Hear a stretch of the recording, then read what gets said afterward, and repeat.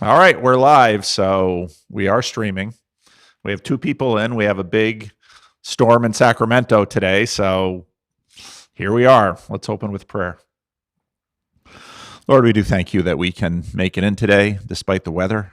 We thank you for dry buildings, that the power is on, and we know, Lord, that others are they're dealing with flooding today and power outages and those kinds of things. So we pray, Lord, that you'd we thank you for the rain, first of all, because we know that we desperately need it here in Central California. And we ask, Lord, that you would be with us through the storm and give us your peace. Be with us as we continue to study the book of Romans.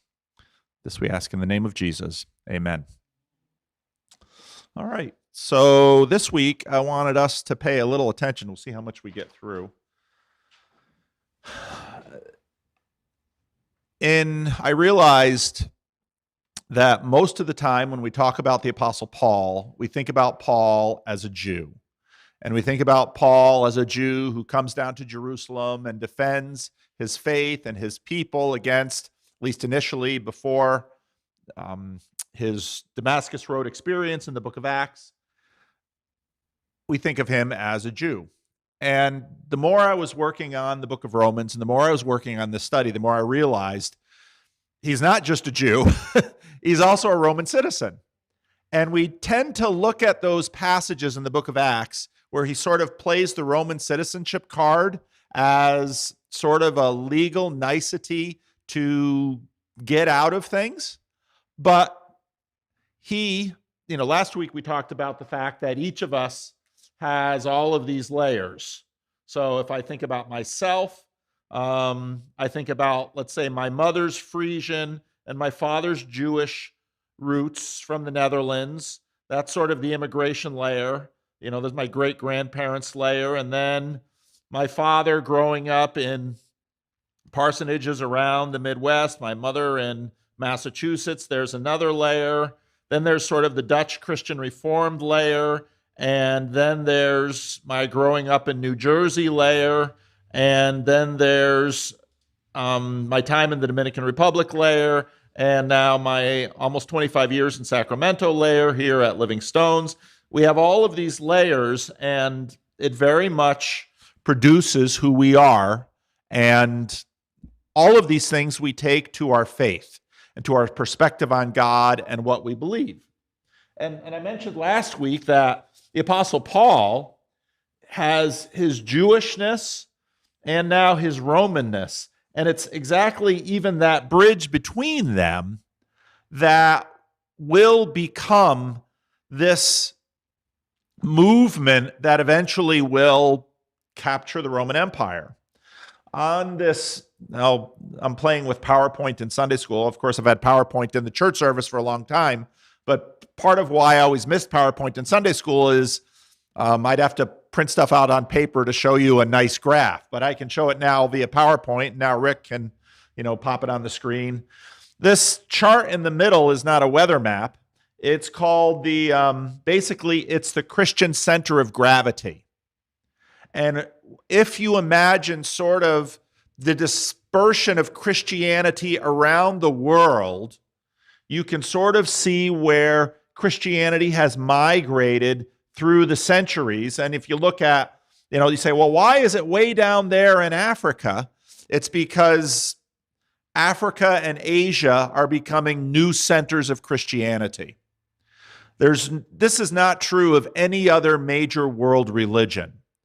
Judaism, to a degree, continues to be centered, especially now after the Second World War. It was sort of north in Russia and Europe, but centered in Jerusalem. Islam tends to be centered in Mecca and in today what we call Saudi Arabia. Buddhism and Hinduism further over to the east. Christianity has continued to jump cultures again and again and again and travel all over the world. And I believe this is because of what happens here in Paul. It's no accident that Paul makes up so much of the New Testament, because as I mentioned last week, if you decide you want to be a Jew or go into Judaism, you learn Hebrew. If you want to go into Islam, you learn Arabic in order to read the Quran in its own language.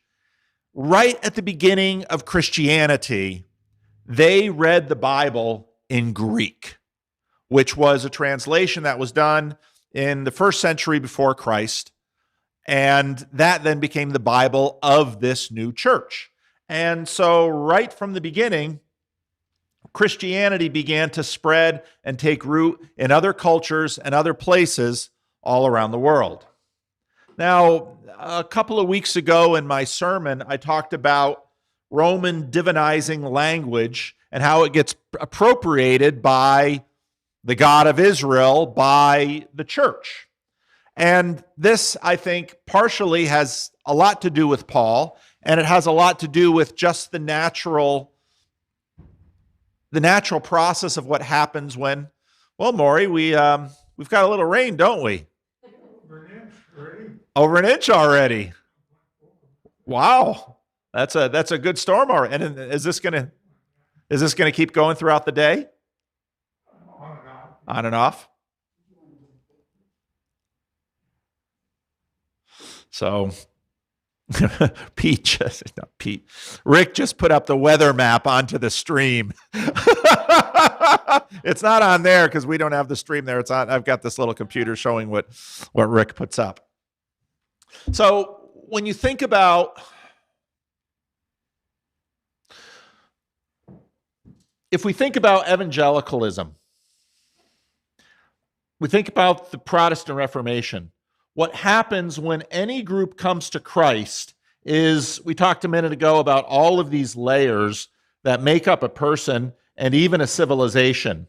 When they come to Christ, they take all of this stuff and it somehow has to make sense together in their faith.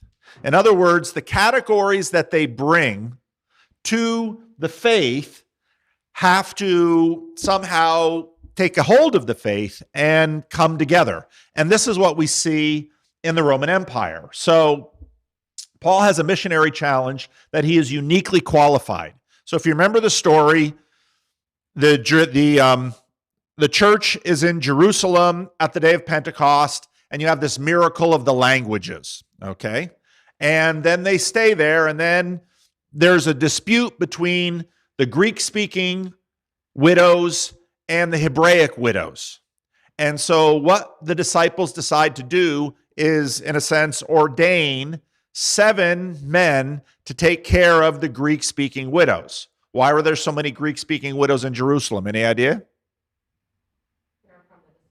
They're from the dispersion. And there was at the time also a belief that when the resurrection happened, because the Jews were anticipating a resurrection, you'd have to be resurrected in Jerusalem. So the rabbis had all of these ideas of people who were buried, that they'd somehow travel underneath the earth to get all the way back to Jerusalem to be resurrected. So what would happen would be, when people would get elderly, they would move to Jerusalem. That would also make it easier for them to participate in the feasts and the Passover and all of those things. So you had all of this population in Jerusalem that were from the diaspora. And so now, with the word and belief of Jesus and the resurrection, well, some of these people are now being enfolded into the church. Who's going to take care of them? So then they ordained these 7, what today we call deacons, to take care of these widows that were from the diaspora. And if you look at the names of these deacons, they were also from the diaspora. So they, like Paul, were Jews and Romans, part of that Greco-Roman culture. Now, what happens very early on, the dispute that happens around Stephen, because he's sort of the leading one of these individuals, is between the Greco-Roman Jews who didn't believe in Jesus in Jerusalem and the Greco-Roman Jews who did believe in Jesus in Jerusalem. And so persecution breaks out. And the book of Acts is quite clear that this persecution breaks out, and it's only against the Greco-Roman Jews living in Jerusalem. And so what do? They scatter. And when they go, they sort of follow those of you who kind of grew up in let's say for black folks, really. Black folks are Dutch Calvinists. Dutch Calvinists always follow these certain lines. If you read Warmth of Other Suns, the migration out of the Jim Crow South happened in similar ways. People follow, oh, my cousin went to Detroit. Oh, my cousin went to LA. I'm going to go to LA by my cousin. That tends to be how people move. And so these Hellenistic Jews leave Jerusalem and they tend to start going to the centers. But part of what happens in the Roman Empire is that there are these major cities where, well, they tend to clump because that's where the economic and cultural opportunity is. So, for example, the Dutch immigration in the United States, you have some of these out-of-the-way places like Ripon, California, or Whitensville, Massachusetts, that you find these little clumps of Christian Reformed churches, but you also find them in northern New Jersey, right outside of New York City, Chicago, San Francisco, Los Angeles. So some of these individuals go to Antioch, and in Antioch, they're talking about Jesus and the resurrection to their Jewish friends, and they start talking to Gentiles. And Gentiles start getting interested, and they start having meetings, and they start sort of doing what synagogues had been doing, reading the Old Testament, applying the Old Testament, applying Jesus' resurrection to the Old Testament, praying, singing, this kind of thing. And this is happening in Antioch among Gentiles. And word comes down to Jerusalem that this is happening. And so they're like, what are we supposed to do with this? And so then Barnabas says, I know just the person who would be perfect. He's completely at home in the Roman world, and he's extremely well educated as a Pharisee. So he could go to Antioch, and so Paul and Barnabas go to Antioch. And that in some ways is the first church, and we know this because in Antioch for the first time, they're called Christians. So Antioch becomes, and then from Antioch, the group in Antioch then says, we want Paul and Barnabas to travel to more cities and help other groups there. And so that's Paul's missionary journey. We've been covering that in the 11 o'clock service. Okay. The language they're going to use to describe Jesus is they're going to look around and, so I was one of the guys from our church in Paterson, New Jersey that I grew up with. It was one of the elders there. You know, in Paterson, again, there was a few, kind of like Living Stones here, there's a few old style Dutch CRC folks, and most of the folks in Paterson were black. And so in the church in New Jersey, it was always a mixture of African-American culture and kind of this Dutch Calvinist culture. But one of these guys, he's going to Synod, and he gets on a plane, and he sees all of these other people from all of the other Dutch churches in northern New Jersey going to fly to Grand Rapids. He walks in the plane, and he says, I'm Benout.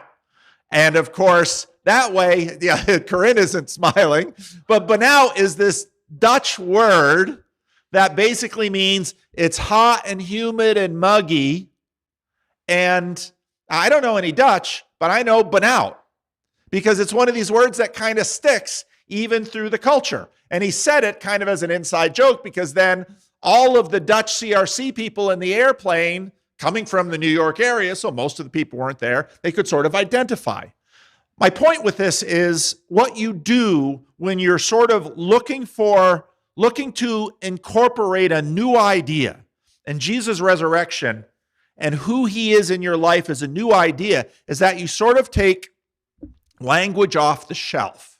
Because he would say, I'm Benout, and people would look at him, Benout isn't a word. Well, it's not an English word. Well, what do you mean? It's another way to say it, it's close. And we don't talk about that here in California much because it's never very humid here. But it's muggy, and it's hot, and it's warm. The room just feels like it's closing in on you because when it's oppressively hot and humid. It's uncomfortable. But you take language off the shelf and you figure out, how can I communicate all of this history of the Jews and their story, seeing it culminate in Jesus? How can I communicate this to people who don't know the story? You know what you use? Terms that are in the culture. And so what do they use? terms that Roman Caesars had used. And now today, all of this language of the Caesars, it's all gone because the Caesars are gone. We listen to that language and we say, oh, this is Christianese. This is specifically Christian language and talk. And so what happens is they appropriate this language of Jesus is Lord. Well, they used to say Caesar is Lord. Now it's Jesus is Lord. Caesar is Lord, that's forgotten. It's just Jesus is Lord. And so we talked about that in the sermon, and I picked up this book, Roman Imperial Text. And if you go through this book, it's like, oh, this is a horrible thing because you're ascribing to Caesar all the things that belong to Jesus. Yes, that's right. And what the Christians were doing was ascribing to Jesus all of the things that the people believed belonged to Caesar. And, well, is there the church of Caesar Augustus here in Sacramento? Not one, but churches all over the place to Jesus. Jesus won. So this new language will be needed that will be faithful to the story of Israel and intelligible to the people of the Roman world. And I walked through some of this, and I'll read some of this. The title, Son of God, was routinely assigned to these Roman emperors. Any resident of the Mediterranean who applied the phrase to someone else was speaking in a politically charged environment, and perhaps would be heard as critiquing the reigning emperor, or at least recognizing that there are other sources of goodness that approached what the emperor could offer. The imperial office was known as a benevolent source of resources for those who could not support themselves, and for cities or people who needed financial aid for their region or for an athletic contest. In this section, a variety of text is offered to illuminate the New Testament's Gospels. Even this word gospel was first a Roman political term. These Gospels, according to Matthew, Mark, Luke, and John, were written, copied, and canonized by those who regarded Jesus of Nazareth as a divine son who announced the kingdom of God in a way that meant good news for the world. That sounds very Christian to us. That was politically Roman. The Romans had executed this person as a criminal, and yet his followers went on to use the language and imagery that Roman propaganda of the first century typically reserved for the Roman emperor. This section of the source book, this is the book I'm referring to, therefore seeks to help readers consider what the Gospels must have sounded like to those who first heard them. Remember that most early Christians could not read. When they encountered them in the first and second century, we will see in these excerpts that Roman emperors were described as destined to rule, ushering in a golden age, and as benefactors of the whole world. Some of these were deified or proclaimed to be divine when their life on earth ended. All of the emperors in this book mentioned participated in the religion of divine virtues, that is, the worship of certain qualities, such as, now notice the capital letters, peace, victory, concord, hope, faith, as divine entities that could be worshiped. You almost personified these virtues. I'm going to skip down to the other highlighted section. It is obvious that the evangelists and the New Testament authors faced quite a challenge in proclaiming Jesus to be divine and his birth and life as good news in a world where, for the majority of people, the Roman emperor was clearly the Son of God, an ultimate benefactor. A world that, to judge from these sources, was enjoying the golden age brought by Rome's widening rule. Reading the New Testament Gospels alongside the texts and images of imperial Rome might help us hear them in a new way. In other words, Paul has a pretty significant challenge because people can look around and say, well, it's the peace of Rome. Now, peace is a little relative if you look at the details, but it's sort of we might say the tyranny of Rome. That, well, there's not blood in the streets because the Roman Empire is keeping order. One of the things that you notice if you read the Gospels, which are primarily located among the Jews in Galilee and Judea, who really want to get rid of the Roman yoke, the Roman Empire is sort of the enemy, the baddies. When you read the stories from the other places where Paul is roaming, notice how, well, they're sort of the good guys sometimes. Sometimes bad, sometimes good. It's a much different take on the experience of living in the Roman Empire. And so we'll notice that as we continue to go through Paul's work. Now, I want to talk a little bit about psychology and how we imagine things.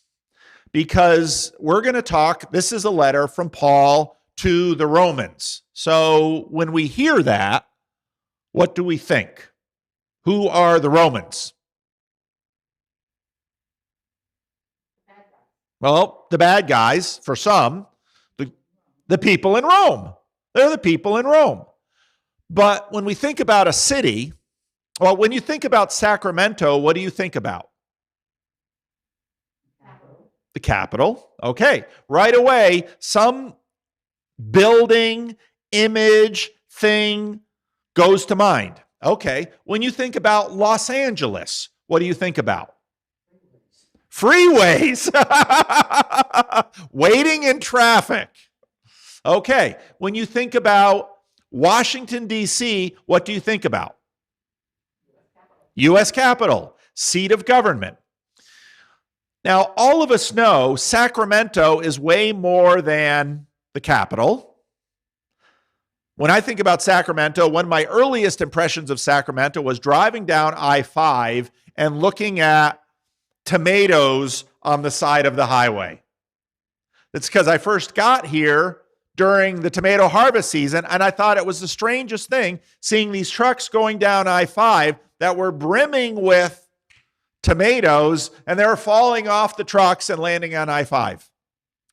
When I think about Christmas in Sacramento, I think about fog, because my first Christmas here in 1997, 97 was a very wet year. There was a lot of fog that Christmas.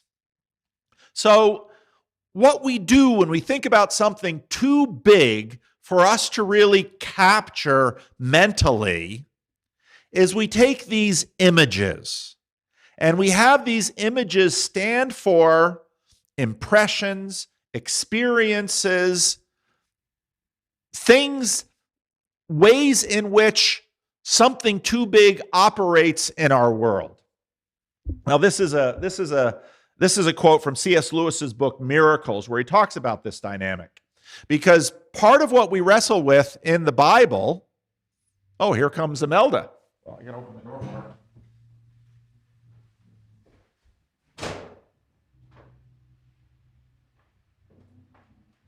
Over here. I closed the door because it kept blowing open. No, we're not practicing in here. Practice is over in the nursery. Right. If you go through the bathroom, you can get in.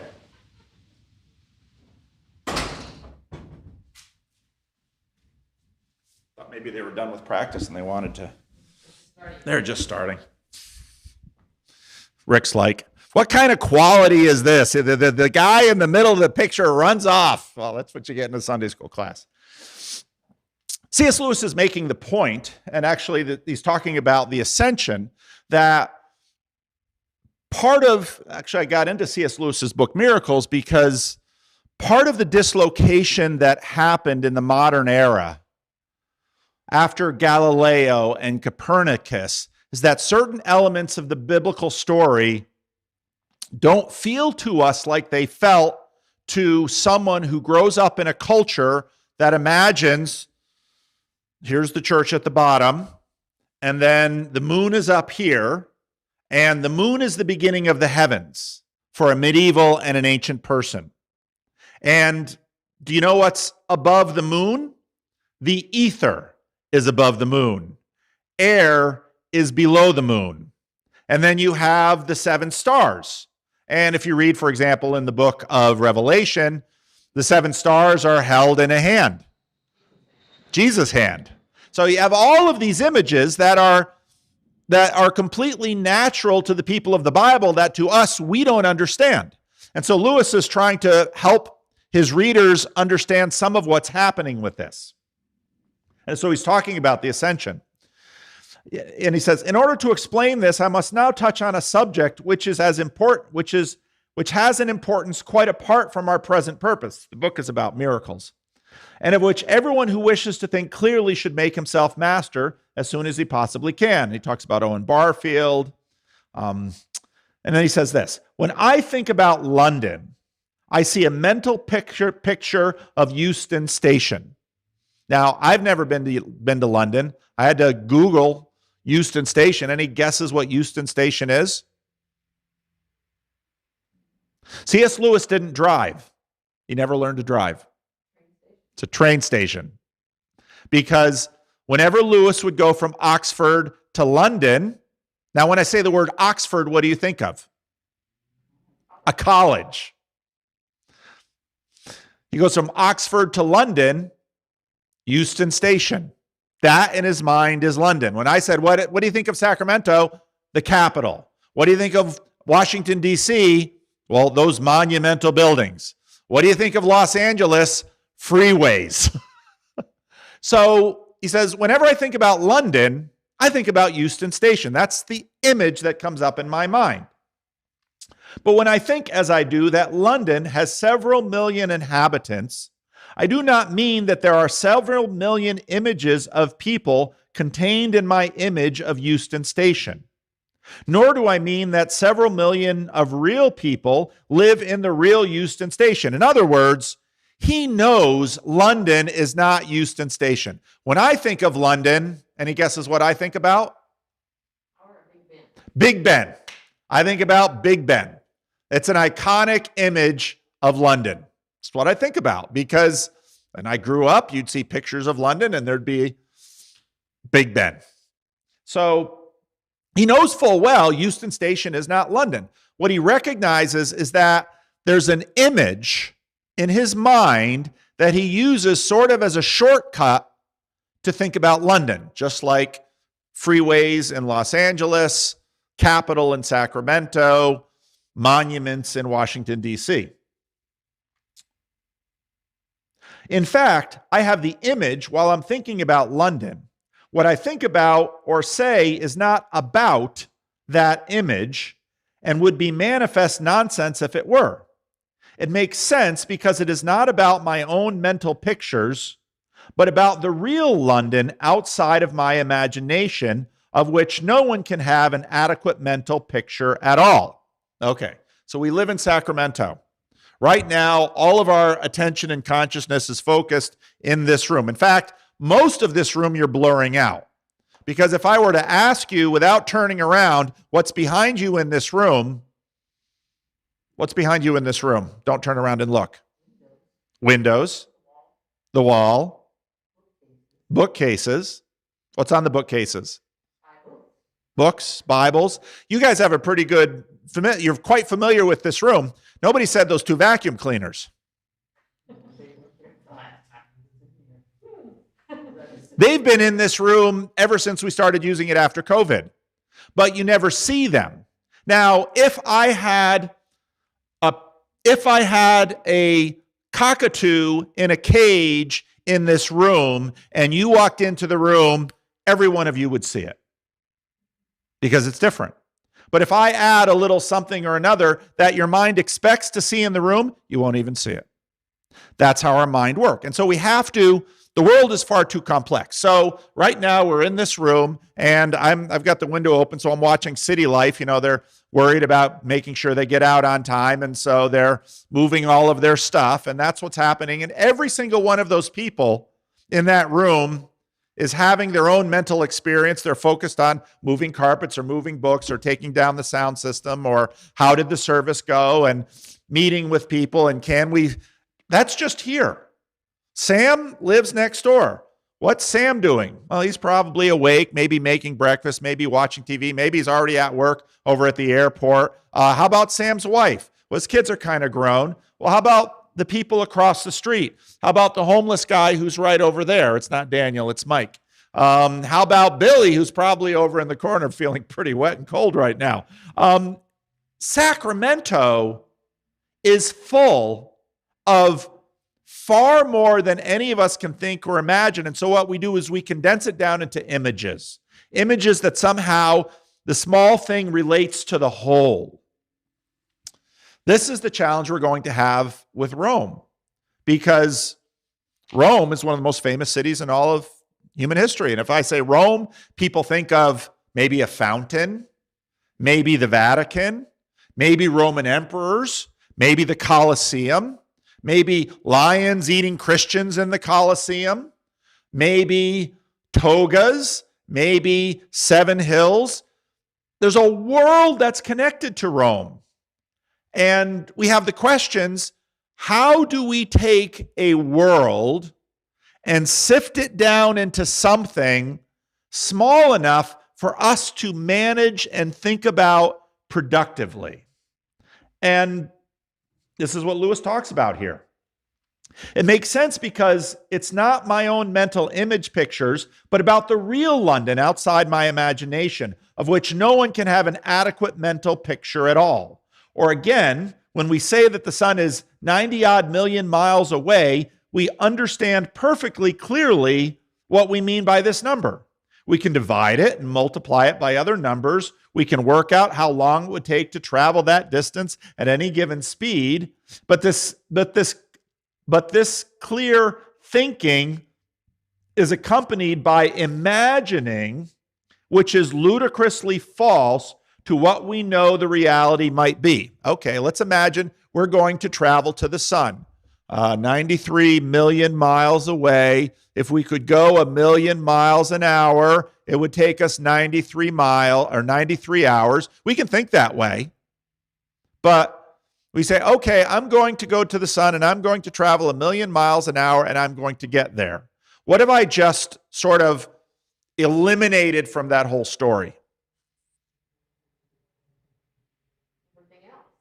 Everything else. Let's say I'm talking to some homeless dude and he's telling me how he's an unmedicated schizophrenic and he's telling me how he's going to travel to the sun and he knows it's 93 million miles away and he knows what 1,000,000 miles an hour means. And so he says, I'm going to travel to the sun at 1,000,000 miles an hour and it's going to take me 93 hours. And you'd say, well, he did the math right. What's he going to travel in? And do you know how hot the sun is? The sun doesn't have a surface like this planet has a surface. And I mean, just a million details we just sort of blur out. And we do the same thing with every story, with every movie. Every time you watch a movie, it's this story with all of these characters, but I watched Dune last night, but okay, they're traveling through space and, it's suspension of disbelief because there's whole worlds of things that you say, none of this makes any sense, but I don't care. I'm going to listen to the story. And the story is real in a certain sense and important in a certain sense and powerful. So, this is Rome. What is this? And do you recognize this image?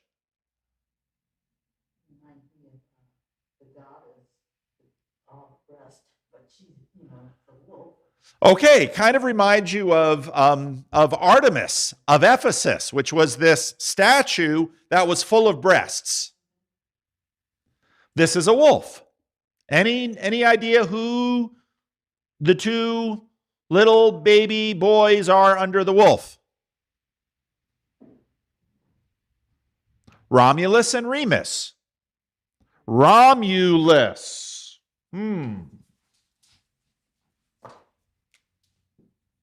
Romulus. Boy, doesn't that kind of look like Rome? So, Rome. Rome has a story about its beginning, and it's what we call a myth. Now, when I say the word myth, what do you think about? A story that's not based on fact. But we might also say a fiction. What's the difference between a fiction and a myth?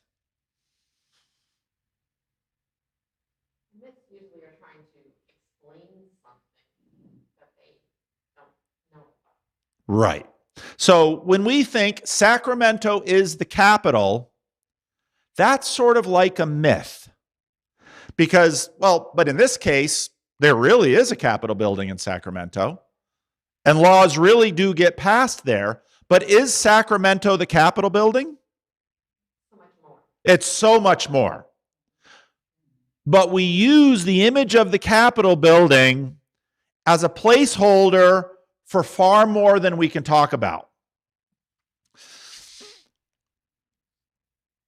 The story of Romulus and Remus is one of the long-standing myths of Rome.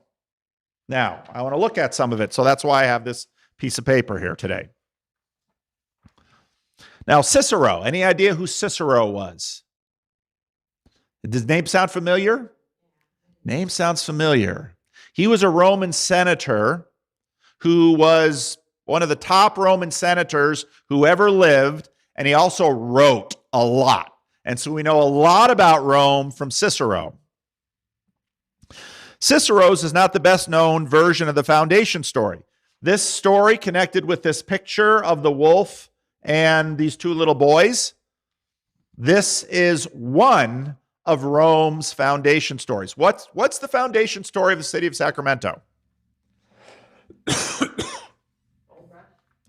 See, right away. Gold rush. And when you think of gold rush, what do you think about?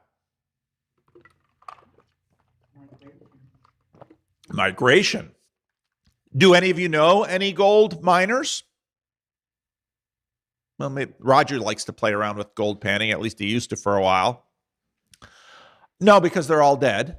None of us know any 49ers, but we have this picture of, well, the San Francisco 49ers, but they're sort of remembering the 49ers. And then you say Sutter's Fort. Now, it's really interesting. When I asked you about Sacramento, you could have said Sutter's Fort. Because in some ways, Sutter's Fort is more foundational to a city being here than the Capitol, because Sutter's Fort came first.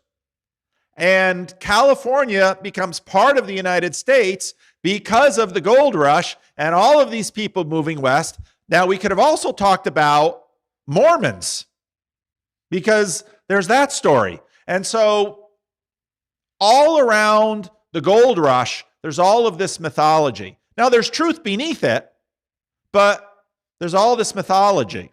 Well, today there's a big debate about, was Romulus ever a real person? And we asked that question. We want to know if there was a physical baby called Romulus that actually survived in the wild because a she-wolf suckled him and his twin brother. One of the most, one of this underlies the most modern accounts that goes back, especially essentials to Livy. Now, Livy is another ancient Roman historian. For the writer whose work is so important to our understanding of early Rome, surprisingly little is known of Livy the man. And then she talks about him a little bit more. He began writing his Compendium of Roman History around the 20s BCE, that's 20 BC, and was on close enough terms with the Roman imperial family to have encouraged the future emperor Claudius to take up history writing. Inevitably, the story of Romulus and Remus features prominently in his first book, and rather less geography and rather more colorful narratives than Cicero gives it. Livy starts with the twins, then briskly follows through the tale that later achievements of Romulus alone as Rome's founder and first king. Okay, why on earth are we talking about Romulus and Remus when we're talking about the Apostle Paul? Because just in the same way that Sutter's Fort and the Capitol are part of the story of Sacramento and part of the story of, let's say, Sacramento Christian Reformed Church and now Living Stones Christian Reformed Church, well, actually, the Capitol and Sutter's Fort have everything to do with this church. How did Maury get here? He came here to work. He came here to work with water. Well, what does water have to do with a gold rush? All of that water was slowly bringing gold out of the mountains and depositing it in those riverbeds. And the people here before the Europeans, they didn't care about gold. They left it here. the Europeans got here and discovered these rivers are full of gold. Well, Sacramento is at the convergence of the American River and the Sacramento River. And, well, San Francisco is just at the other end of the Delta. I mean, this stuff all holds together. And why the capital is here, I was just talking to Rick about this and said, well, for a while they thought about Auburn because why? Why would they think about Auburn for the capital of California? What does Auburn not do that currently we're having a little bit of a reminder about what can happen in Sacramento? Flooding. So, yeah, Sacramento Valley would always flood. So, when we talk about the Romans, we have to talk about something that is essential to the story of Rome. Now, when we looked at it from the Gospels, why were the Roman centurions the bad guys in the Gospels? Who was Rome and what did they do? They took over Israel. What does that have to do with this picture of a wolf? What is essential to Rome? Power. Romans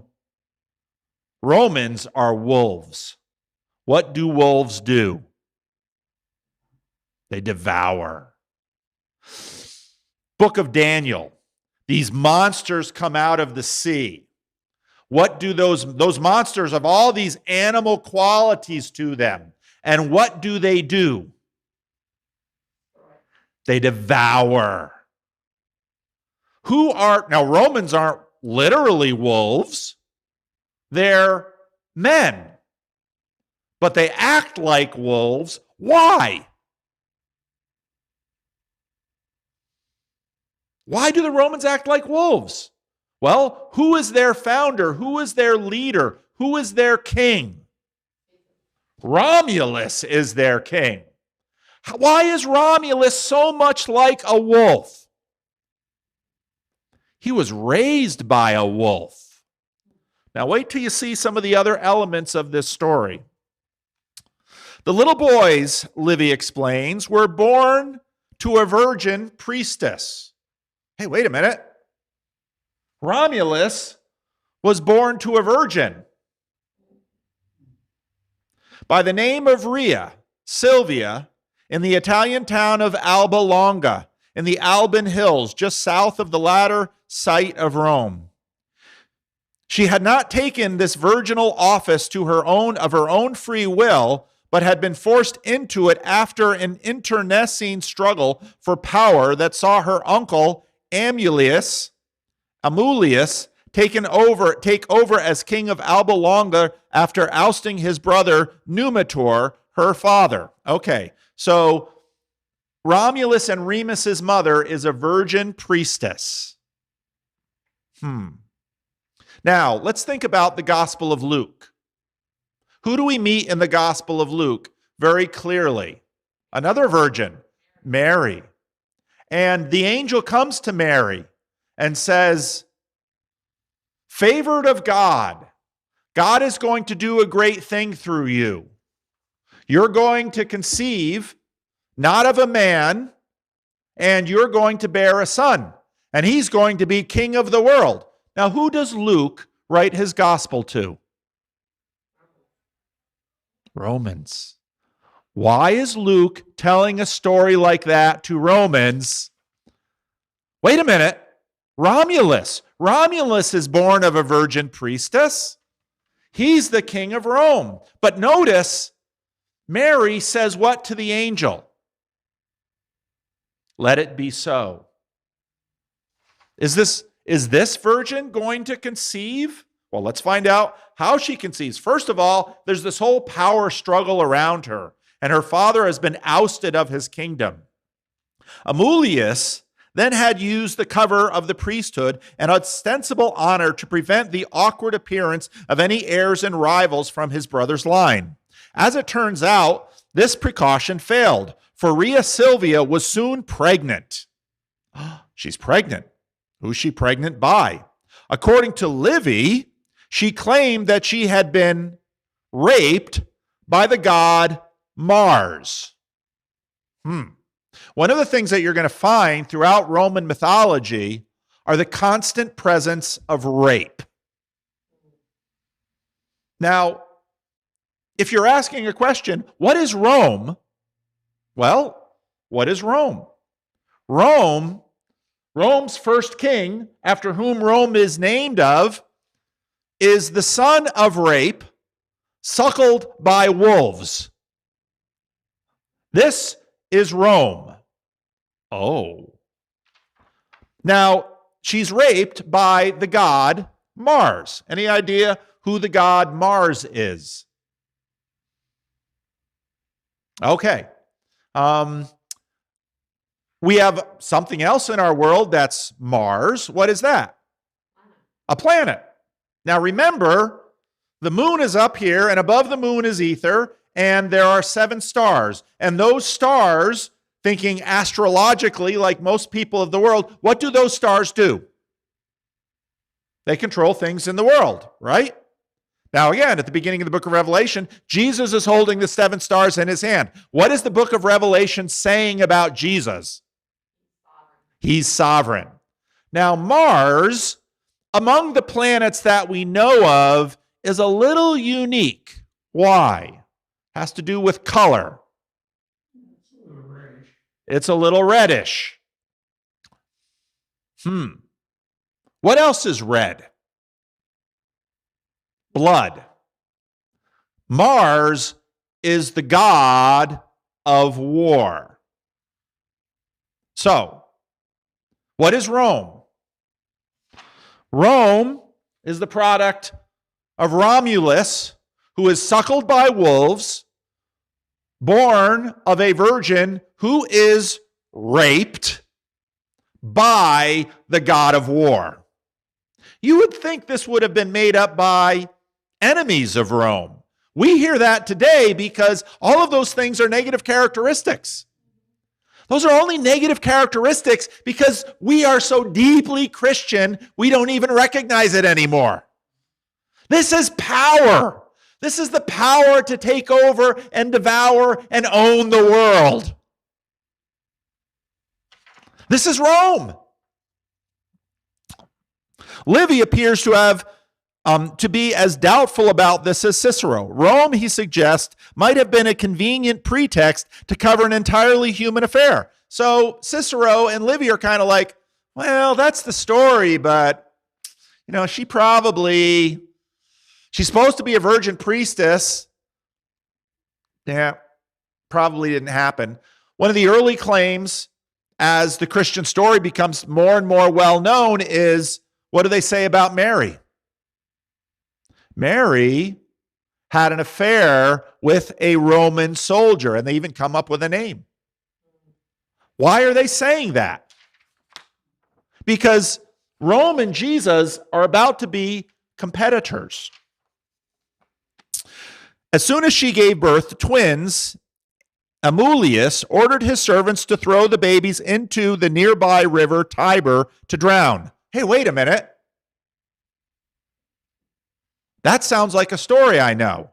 What story does that sound like? Moses. But they survived. Oh, I wonder how they survived.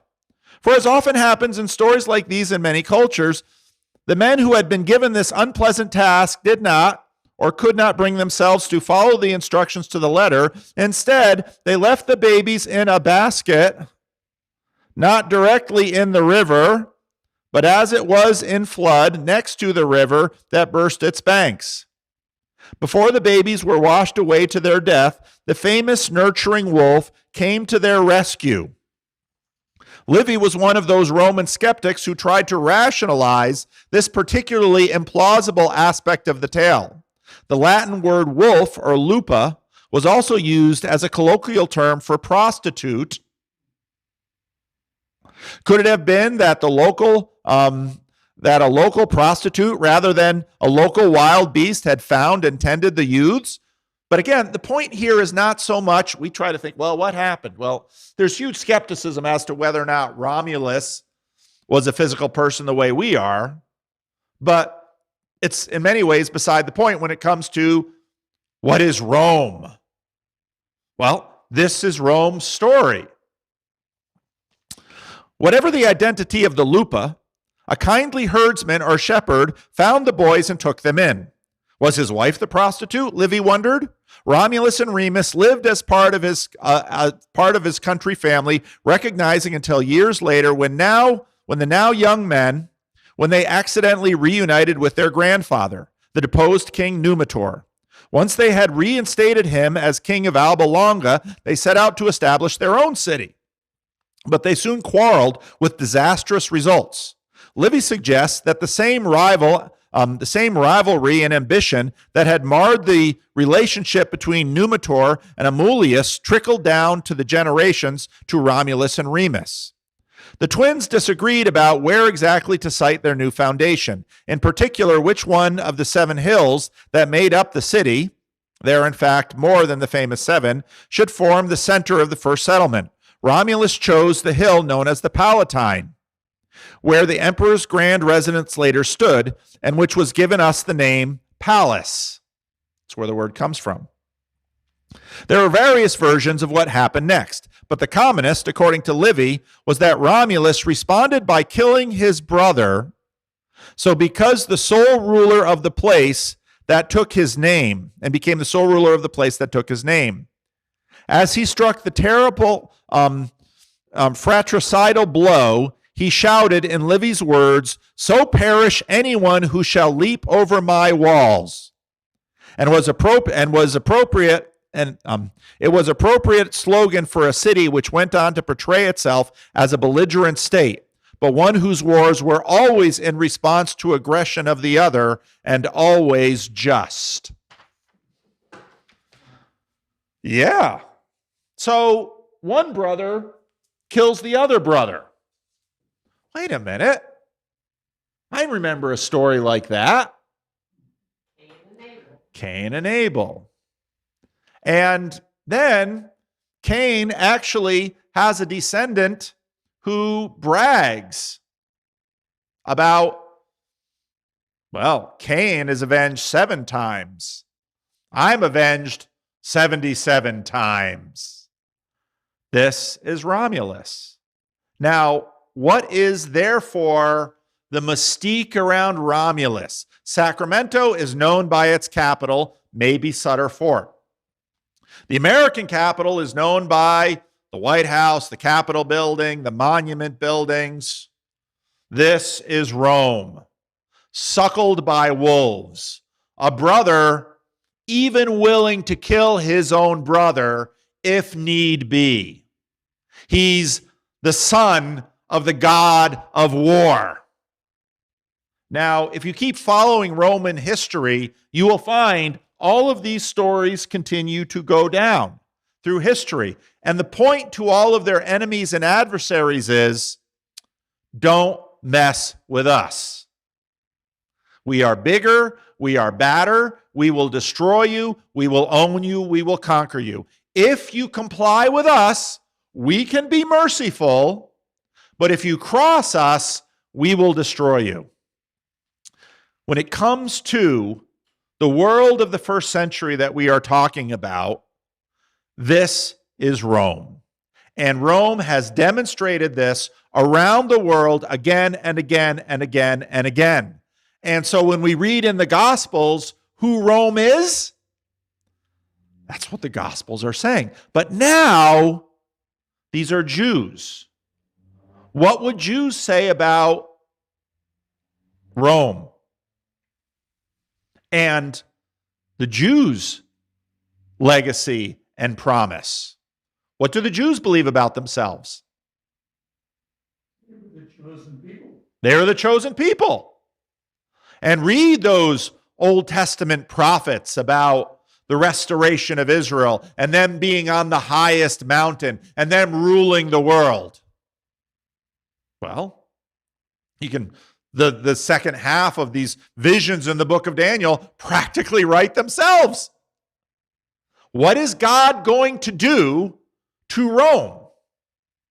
Well, read the book of Revelation. Now, the book of Revelation doesn't really talk about Rome. Who does the book of Revelation talk about?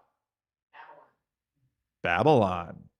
Now, one of the points I make with a lot of these books is, so in the timeline of Israel, let's say you have David at about 1,000, 586 BC, Babylon comes in and destroys the temple. Persia comes back, rebuilds the temple, and that's the second temple, and that goes all the way to, say, Jesus is about 4 BC. And then another important date is 70 BC.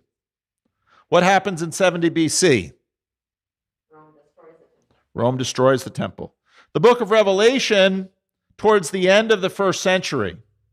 I think almost all of the books of the New Testament are before this date. And I think part of the reason the book of Revelation is the shape that it is because the book of Revelation keeps talking about Babylon. And all of these things about Babylon the Great. Babylon the Great is a whore astride a beast. This is Rome. Now, the author of the book of Revelation isn't going to say Rome. Why? Already in exile. But we can talk about Babylon because Babylon and Rome are kind of the same thing in picture thinking, in mythology. They function the same way.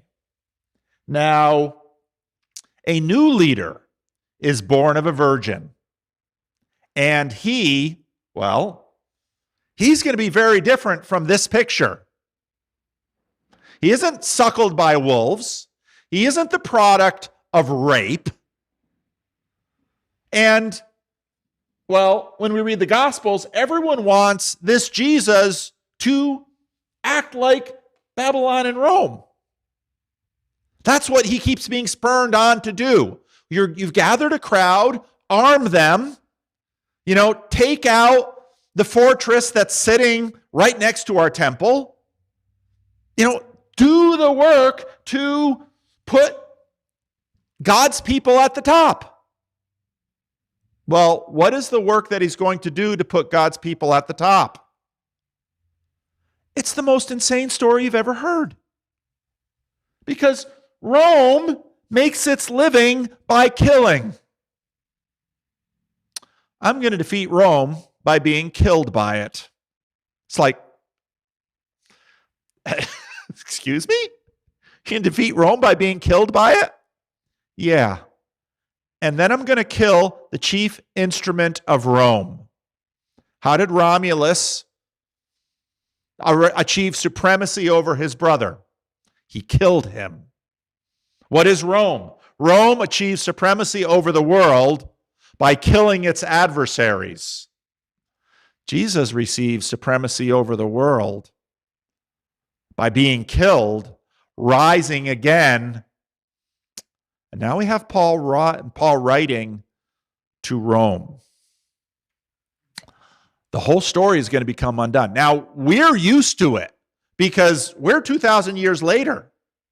But I want us to see and understand this story because this story is behind everything we read in the New Testament, including the book of Rome, the book to the Romans. Now, next week, I'm going to take this a little further because, so Paul is the product of Jerusalem and Rome.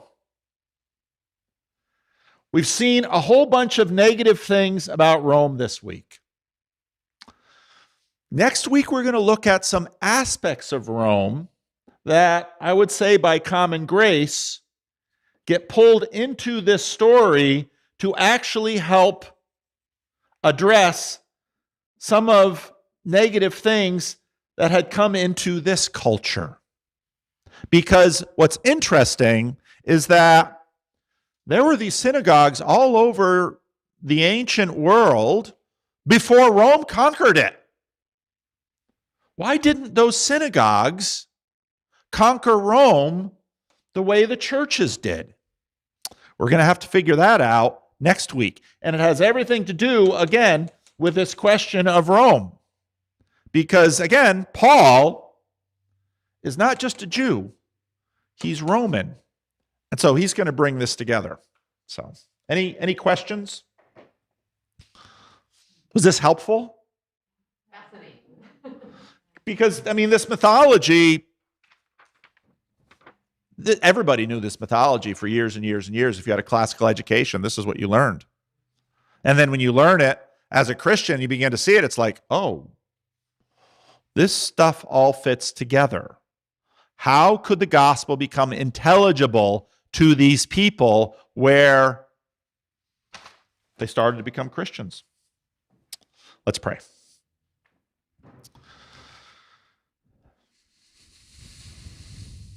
Lord, the world is too big for us to capture in our minds. Sacramento might be the Capitol building. It might be Sutter's Fort. It might be tomatoes on the side of the highway. Los Angeles might be a great big freeway. Washington, D.C. might be those monument buildings. Rome might be a fountain or Caesars and in the time that Paul writes this book to the Romans, a wolf, the product of a rape of a god of war, suckled by a wolf who kills his own brother and goes to be predator and master of the world by violence and bloodshed. And now, 2,000 years later, we're going to read the book of Romans, understanding that the King of Kings and the Prince of Peace, and someone for whom Roman titles were much more aptly true, conquered the wolf and the child of the wolf and the child of the rape of a god. Help us, Lord, to understand how Christ continues to reign and how Christ continues to rule. And we ask, Lord, that you'd give us your Spirit, that your Spirit may rule through us as well. So hear our prayer. In the name of Jesus, amen. All right, Rick.